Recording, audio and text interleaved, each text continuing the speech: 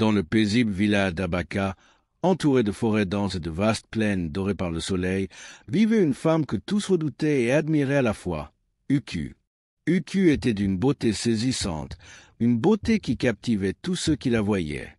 Sa peau était lisse et sombre comme la nuit, illuminée par le reflet doré du soleil. Ses yeux perçants, d'un noir profond, semblaient sonder les âmes. Ses lèvres pleines, toujours fermées dans un air sérieux, ne laissaient jamais passer un sourire. Son corps était fort et agile, taillé comme celui d'une guerrière, et chacun de ses mouvements dégageait une puissance silencieuse. Mais sous cette beauté impressionnante, il y avait une aura de mystère et de peur. Uku n'aimait pas les hommes. Elle ne leur parlait pas, ne les regardait pas et ne permettait à aucun d'eux de s'approcher trop près. Si un homme osait tenter sa chance, il en payait le prix fort. Uku ne se contentait pas de les repousser avec des mots. Elle frappait, et elle frappait fort. Les histoires sur ses exploits violents se racontaient partout dans le village. Un jeune chasseur avait essayé de lui offrir un panier de fruits pour attirer son attention. Il était reparti avec une joue gonflée et une lèvre en sang. Un marchand du marché s'était aventuré à lui faire un compliment sur sa beauté. Uku l'avait saisi par le col et projeté au sol comme un sac de grains. Même les guerriers du village, habitués au combat, redoutaient de croiser son regard. Certains d'entre eux portaient encore les marques de ses poings, souvenir douloureux d'avoir osé la défier. Les murmures allaient bon train. Uku n'est pas une femme comme les autres. Elle a le cœur aussi dur que la pierre. Mieux vaut un face-à-face avec un lion qu'avec elle. Mais malgré cette peur qu'elle inspirait, certains hommes étaient toujours fascinés par elle. Les plus téméraires pensaient que cette femme sauvage pouvait être domptée. Ils croyaient que, sous cette armure de froideur et de violence, se cachait une femme qui rêvait d'être aimée. Ils se disaient, peut-être que si je suis gentil avec elle, elle finira par m'aimer. Elle a juste besoin d'un homme assez fort pour l'adoucir. C'est un défi que je suis prêt à relever. Mais ces hommes ne savaient pas encore que l'on ne dompte pas une tempête et que l'on ne maîtrise pas un feu ardent. Uku était une force de la nature, et celui qui pensait pouvoir la posséder risquait de payer ce rêve au prix de sa propre dignité. Le soleil était à son zénith au-dessus du village d'Abaka, projetant une lumière brûlante sur les toits de chaume et les chemins poussiéreux. Le marché grouillait de vie, les odeurs d'épices, de fruits mûrs et de poissons séchés flottaient dans l'air. Les marchands, installés sous de grands parasols en tissu coloré, criaient à plein poumon pour attirer les acheteurs. Des tubercules bien frais, tout juste sortis de terre. Regardez ces pagnes, tissés à la main par les meilleurs artisans. Du miel doré, doux comme une caresse. Les femmes marchandaient bruyamment, les enfants couraient et jouaient entre les étals, esquivant habilement les paniers de légumes et les pots en terre cuite. Uku marchait à travers la foule, indifférente à l'agitation qui l'entourait. Comme à son habitude, son visage était fermé, son regard froid et tranchant. Les gens s'écartaient sur son passage, même inconsciemment, comme si son aura imposante repoussait tout le monde. Les hommes du marché, même ceux qui se croyaient braves, baissaient les yeux lorsqu'ils la croisaient. Personne ne voulait attirer son attention. Mais tout bascula en un instant. Un jeune homme, visiblement pressé, avançait dans la direction opposée. Il portait plusieurs sacs remplis de provisions, et ses bras chargés l'empêchaient de bien voir devant lui. Puis ce fut l'accident. Sans le vouloir, il heurta Uku de plein fouet. Son épaule frappa la sienne, et l'un de ses sacs tomba à terre dans un bruit sourd. Le marché retint son souffle. Le jeune homme écarquilla les yeux, réalisant avec horreur qu'il venait de bousculer. Mais il était trop tard. Slap! La gifle d'Uku partit avec une rapidité foudroyante. Sa main fendit l'air comme un fouet, frappant la joue du jeune homme avec une telle force que le bruit claqua dans tout le marché. Les conversations s'interrompirent net. Les marchands cessèrent d'appeler les clients. Les acheteurs oublièrent leurs marchandises. Les enfants stoppèrent leurs jeux. Le marché tout entier venait d'entrer en état de choc. Le jeune homme, totalement abasourdi, sentit une douleur brûlante exploser sur son visage. Ses oreilles bourdonnaient, ses yeux s'embuèrent sous l'impact. Il cligna des paupières, hébété, incapable de comprendre ce qui venait de se passer. Son souffle était court. Son cœur battait violemment dans sa poitrine. Puis vint la peur. Son regard monta lentement vers Uku, dont les yeux noirs perçaient son âme comme une lame. Son visage était impassible, mais son silence était plus terrifiant que n'importe quelle insulte. Il savait qu'il ne devait pas rester là. Dans un réflexe de survie, il inclina immédiatement la tête, tremblant, balbutiant une excuse confuse. « Je suis désolé. » Il ne réfléchit pas plus longtemps. Sans demander son reste, il fit volte-face et s'enfuit à toutes jambes, bousculant une vieille femme qui portait un panier de bananes. Il courut aussi vite qu'il le pouvait, disparaissant entre les étals. La foule, toujours figée, observa la scène dans un silence religieux. Puis, lentement, les regards se croisèrent. Les femmes secouèrent la tête avec un mélange de résignation et de crainte. Encore un qui a goûté à la colère du cul, murmura l'une d'elles. Un vieux marchand, qui avait tout vu depuis son étal de maïs, poussa un long soupir et ajouta d'un ton grave. Cela devait arriver un jour ou l'autre. Il aurait dû être plus prudent. Un autre hocha la tête. Uku n'a jamais toléré qu'un homme la touche, même par accident. Mais personne ne fit le moindre commentaire à voix haute, car tout le monde savait que Uku ne pardonnait pas. Dans le village d'Abaka, malgré la peur qu'elle inspirait, Uku continuait d'attirer l'attention des hommes. Son visage sculpté, sa peau lisse comme la pierre polie par la rivière et son regard perçant faisaient d'elle l'une des plus belles femmes du village. Mais sa beauté cachait un tempérament de feu. Les hommes ne comprenaient pas sa rage. Certains pensaient qu'elle était simplement capricieuse, d'autres disaient qu'elle était maudite. Pourtant, cela ne les empêchait pas d'essayer de la séduire. Certains croyaient qu'en lui offrant des présents luxueux, des tissus soyeux, des bijoux finement ciselés, du bétail en abondance, elle finirait par s'adoucir.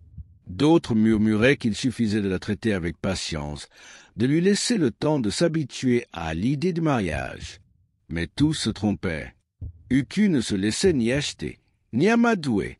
À chaque homme qui osait lui faire la cour, elle répondait avec des mots glacials ou avec ses poings de fer. Un jour, le fils du chef du village décida que c'était son tour d'essayer. Il était jeune, fort, sûr de lui, et croyait que son rang lui donnerait l'avantage.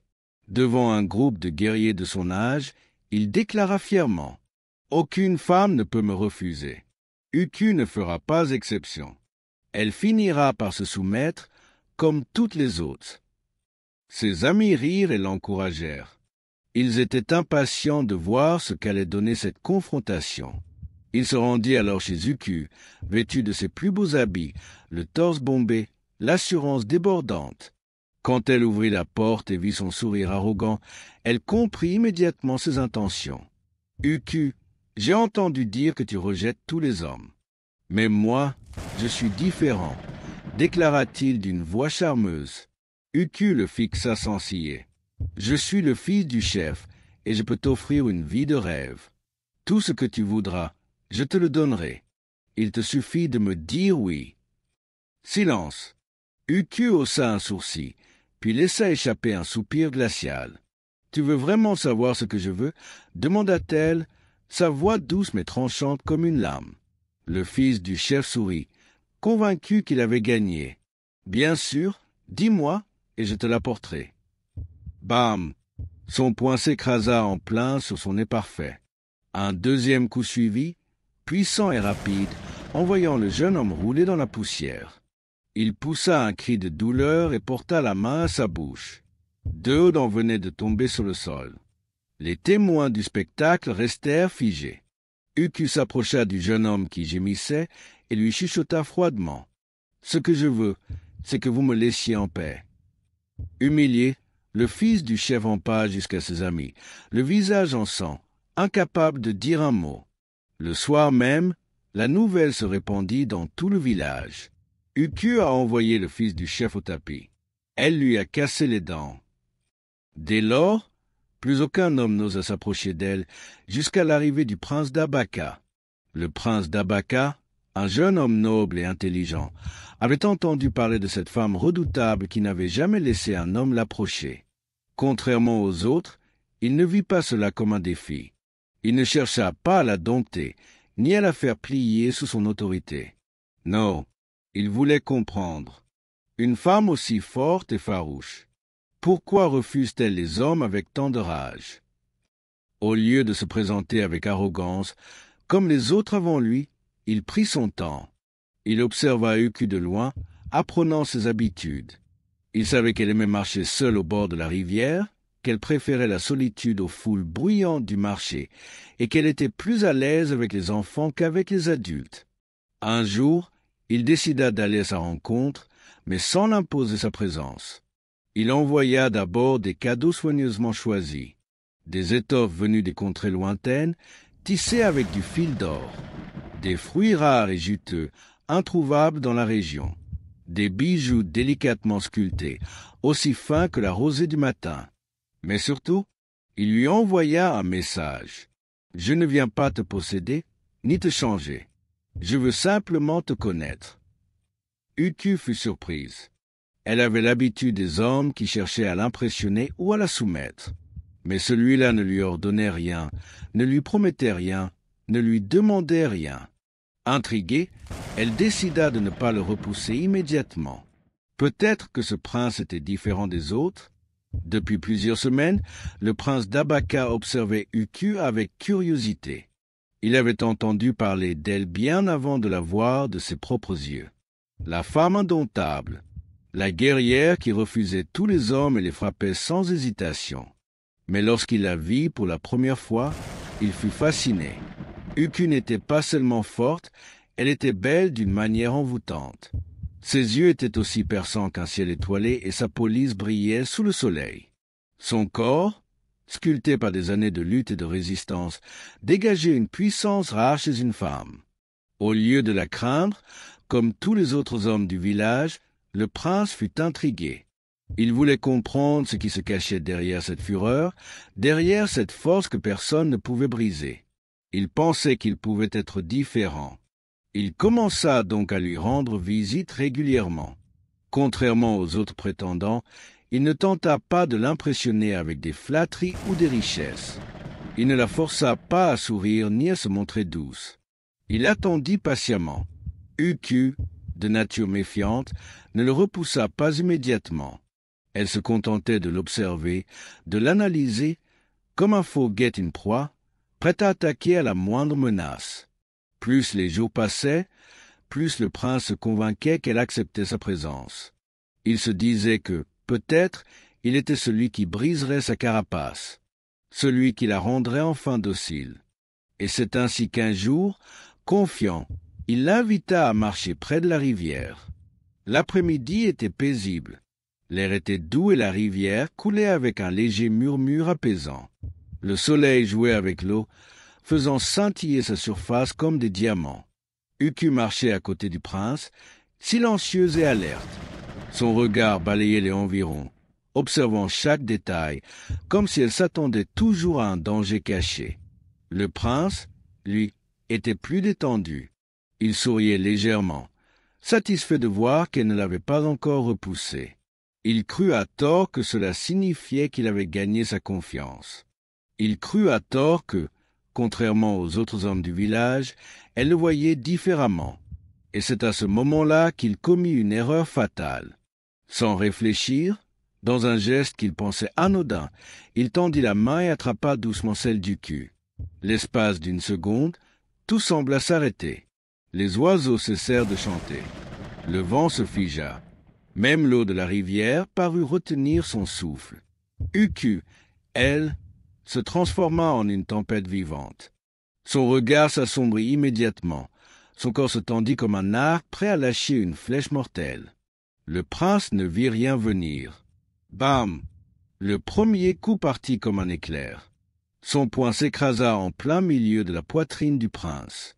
L'impact fut violent. Le prince recula sous la puissance du coup, les yeux écarquillés de stupeur. Il ne comprenait pas ce qui venait de se passer. Mais Uku, elle, ne comptait pas s'arrêter là. Avant que le prince ne puisse reprendre son souffle, elle frappa à nouveau. Bam! Son poing droit fendit l'air et s'écrasa en plein visage du prince. Cette fois, il ne recula pas, il s'effondra. Son corps s'écrasa dans la poussière, sonné, incapable de bouger. Le choc fut si brutal que, pendant un instant, un silence de mort régna dans la vallée. Puis, tout bascula.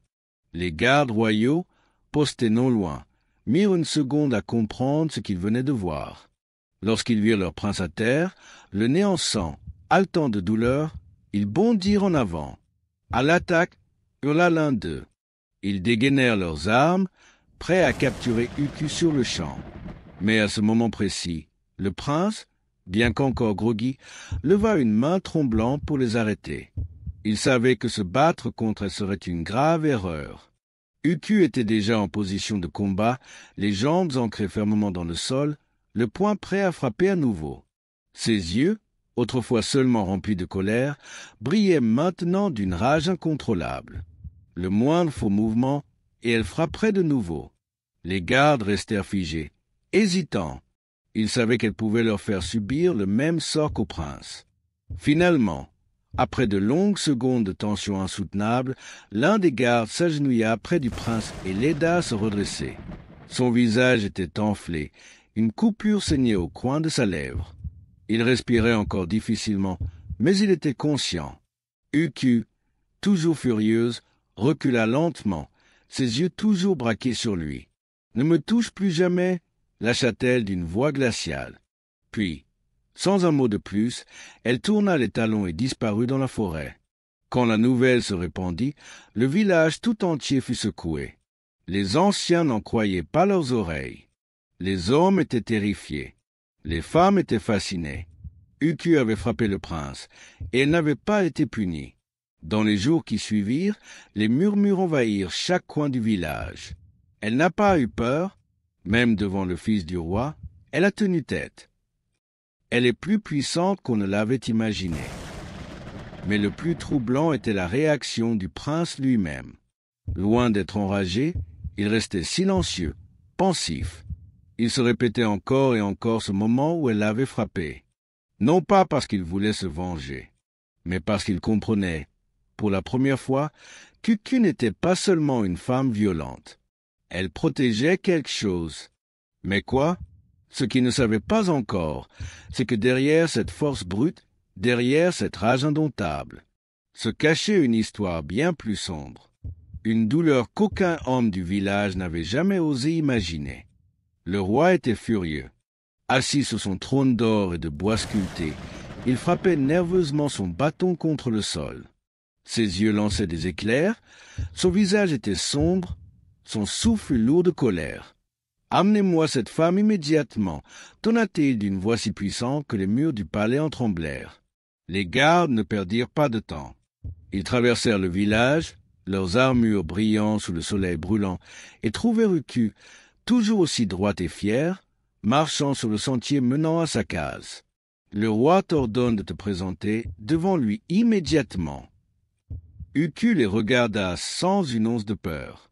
Elle savait pourquoi elle était convoquée. Elle savait qu'en frappant le prince, elle avait franchi une limite que personne n'avait jamais osé franchir.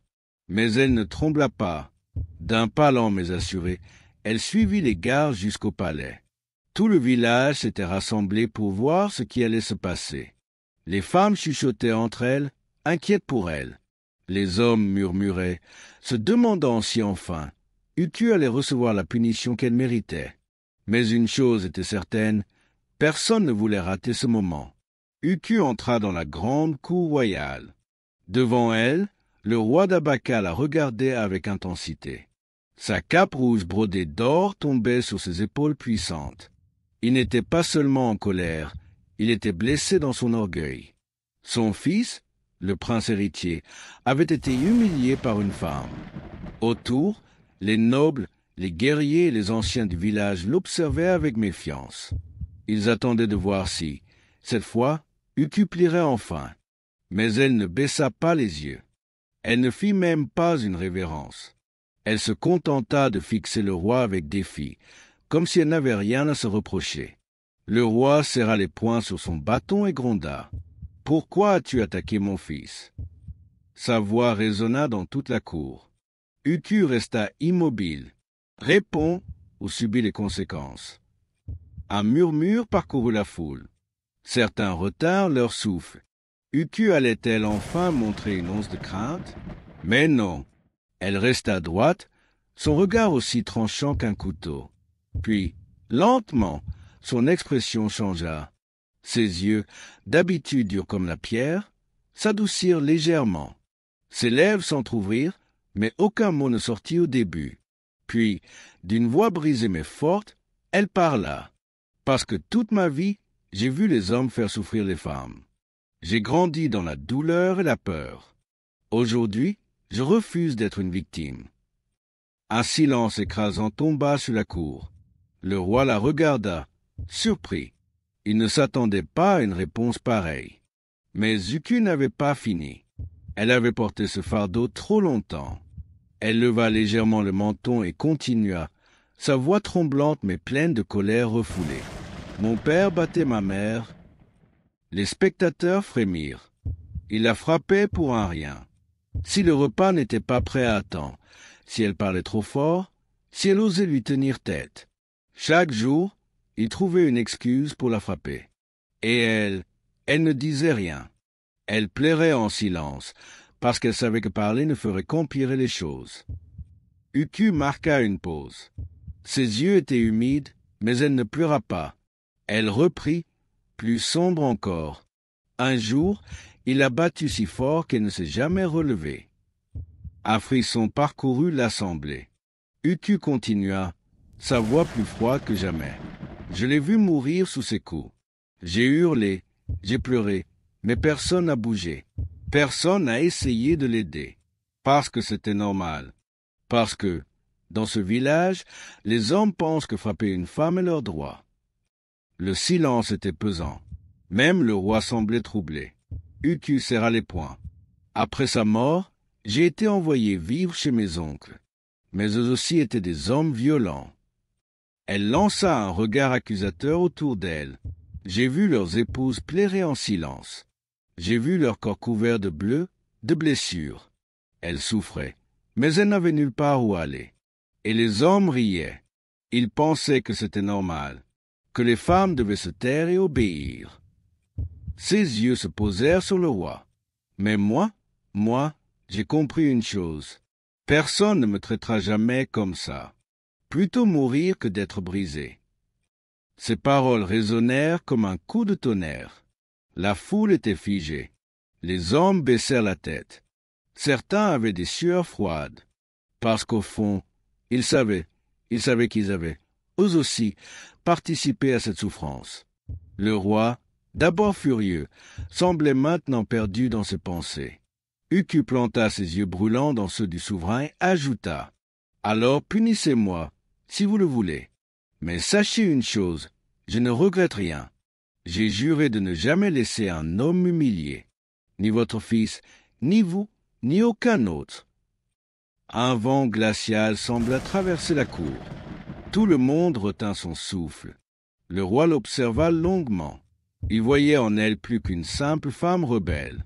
Il voyait une femme brisée par un monde cruel. Une femme qui avait choisi de se battre, seule. Et pour la première fois, il comprit. Il comprit que ce n'était pas la force d'Uku qui faisait peur, mais son histoire. Il comprit que sa rage n'était pas une folie, mais une vengeance contre un passé qu'elle refusait de revivre. Le roi serra son bâton plus fort. Puis, lentement, il inspira profondément et déclara d'une voix grave. Il est temps que les choses changent. Le silence fut brisé par un murmure surpris. Uku resta droite, le cœur battant. Le roi la regarda une dernière fois, puis se tourna vers son peuple et fit une annonce qui allait changer Abaka pour toujours. Le grand palais d'Abaka était en ébullition.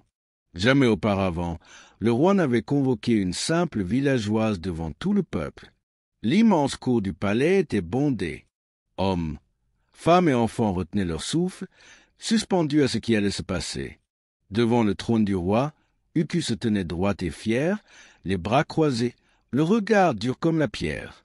Face à elle, le prince blessé, son visage encore marqué par les coups qu'elle lui avait donnés. Pourtant, au lieu de colère, il y avait quelque chose de nouveau dans ses yeux, quelque chose que personne n'aurait cru possible, du respect. Le silence était si profond que l'on entendait le vent souffler entre les colonnes du palais. Puis, lentement, devant tout le peuple, le prince fit un geste impensable. Il s'inclina. Une vague de chuchotements parcourut la foule. Un prince, fils du roi, s'inclinait devant une femme, c'était du jamais vu. Mais lui, d'une voix forte et claire, déclara « Je suis désolé, Uku. Je ne voulais pas te blesser. Je n'ai pas compris ton passé. Je n'ai pas vu ta souffrance. Pardonne-moi. » Uku fronça légèrement les sourcils, surprise. Elle s'attendait à des menaces, pas à des excuses. Elle observa le prince un long moment. Était-il sincère? Dans ses yeux, elle ne vit ni moquerie ni condescendance.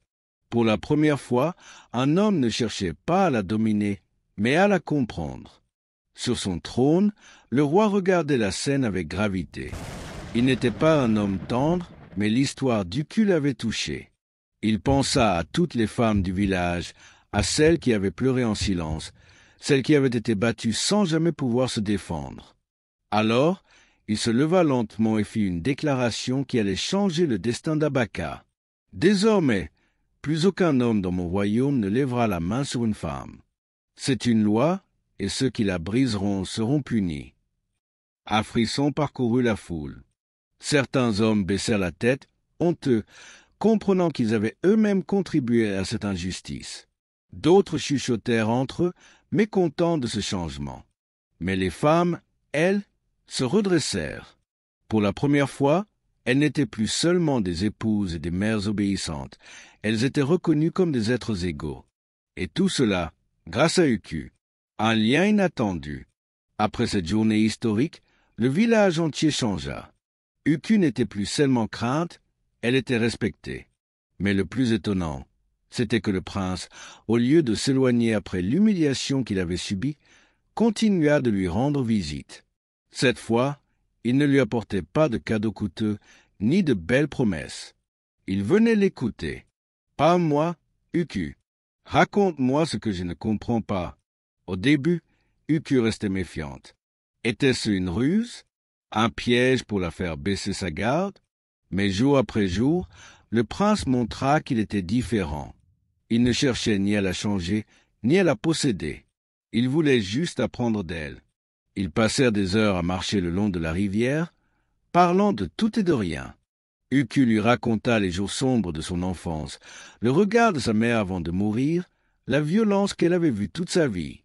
Et lui, il l'écoutait sans l'interrompre, sans essayer de lui dire qu'elle avait tort. Un soir, alors que le soleil baignait le village d'une lumière dorée, Uku le fixa droit dans les yeux et posa une question inattendue. « Si je ne change jamais, si je reste la femme forte et libre que je suis, pourrais-tu m'accepter ainsi ?» Le prince sourit doucement. « Je ne veux pas que tu changes, Uku. C'est ta force qui fait de toi la femme que tu es. Je veux être à tes côtés, non pas pour te posséder, mais pour marcher avec toi. » Uku n'avait jamais entendu ces mots de la bouche d'un homme. Elle prit un moment avant de répondre, puis, lentement, elle hocha la tête. « Alors, je t'accepte à mes côtés. » Quand le village apprit qu'Uku et le prince allaient se marier, tout le monde fut sous le choc. Uku se marier, elle qui avait rejeté tous les hommes du village. Mais cette union était différente. Ce n'était pas un mariage où la femme devait obéir à son mari. C'était une alliance entre deux égaux. Le jour du mariage, Uku ne porta pas la robe traditionnelle des épouses soumises. Elle arriva vêtue d'une tunique rouge et or, symbole de la force et du courage. À la place du rituel où l'épouse baissait les yeux devant son mari, elle regarda le prince droit dans les yeux. Et lui, au lieu de la forcer à jurer fidélité, il prit sa main et dit devant tout le peuple, « Aujourd'hui, je ne prends pas une épouse, je prends une alliée. » Les femmes du village sentirent les larmes leur monter aux yeux. C'était la première fois qu'un mariage ne symbolisait ni la domination, ni la soumission, mais le respect. Les années passèrent et l'histoire d'Uku fut transmise de génération en génération. Les jeunes filles grandirent en sachant qu'elles pouvaient être fortes et respectées.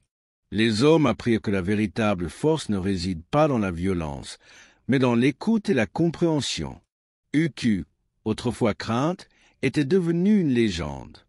L'histoire de la femme indomptable qui avait changé un village et inspiré un royaume.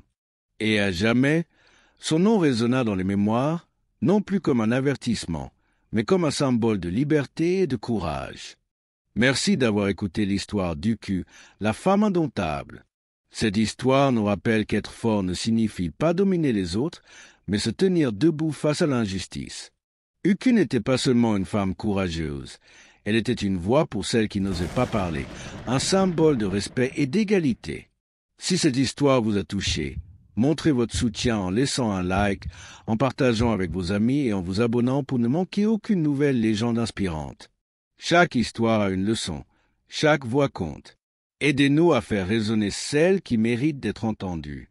Dites-nous en commentaire, quelle partie de l'histoire d'Uku vous a le plus marqué? Que retenez-vous de son courage? À très bientôt pour d'autres récits captivants. Merci de faire partie de cette belle aventure.